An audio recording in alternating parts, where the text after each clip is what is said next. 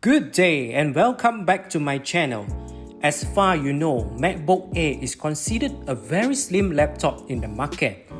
But Apple wanted to have it more slimmer, which is as thin as a razor blade.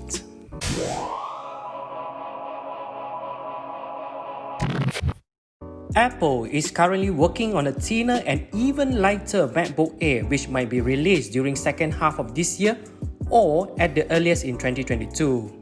The MacBook Air will feature MagSafe charging technology and of course, will use their Apple Silicon which is the company in-house Mac processors. It might be powered by M1X chip or M2 chip. Apple has discussed in making the laptop smaller by shrinking the border around the screen but will remain 13 inches screen size.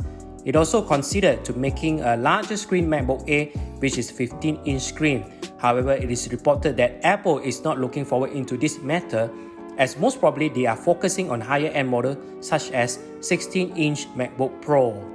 The new 13-inch model will have two USB 4 ports for connecting external devices. Apple analyst Binko would also suggest that the mini LED display will be featured in the next upcoming MacBook Air. That's all for now and see you next time. Please do subscribe to receive the latest tech videos. Peace.